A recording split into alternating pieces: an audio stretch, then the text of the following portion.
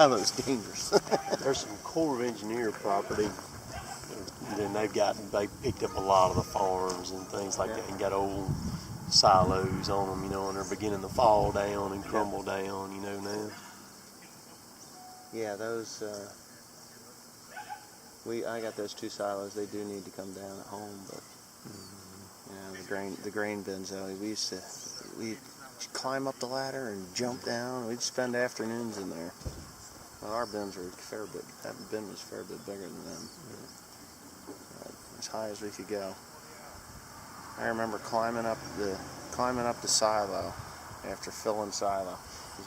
You'd put the silage up the top, and then when you get pretty near the top, we had a divider up there. So every other load, you'd go up and you'd flip the divider, and then that would put silage on it. So that was it would fill it up evenly. But when you get to the top of the silo, and you're blowing it in. Now you're 50 feet up there, and that had no roof on it.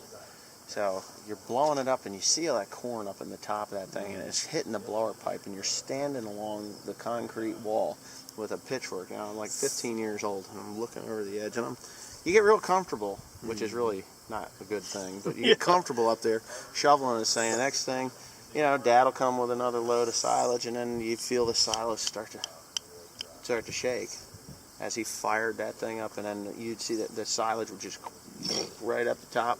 And I'd just stand off, put my foot up on the concrete wall and hang on to the tripod until that load was coming up. I have nightmares to this day that silo is falling over, because you just feel that whole thing shaking. A 26-foot silo. I can imagine the wet. That's still wet, and the weight of it, coming in there like that, man. And he wasn't shy about running that up, man. He would hit that blower, and then the unloading wagon, wind that thing up. That blower pipe was an 8-inch blower. It might have been 10-inch blower pipe. It'd come up, and I think it was 600-ton silo. So it's just waving up in there. A lot of weight back to get up there that high in there like that. Yeah. It was every bit that high. That'd be a 60-foot silo, but that 50-foot, we had a 50-foot, and they were going to add it to 70, and I'm glad they didn't, because I think the thing would have fell over by now. 80 feet, that's a long way. Well, like the harvesters, that's probably, I think that's a 70-footer there, but I climbed the 80-foot one down on Stone Rose Farm, and that's a climb. And I'm sure they shake and shimmy pretty good too. I was never on top of one of them, but when those things are being filled, holy cow. Things I miss, though. Some of the stuff that I miss doing. Chopping silage is probably number one. The things that I miss doing.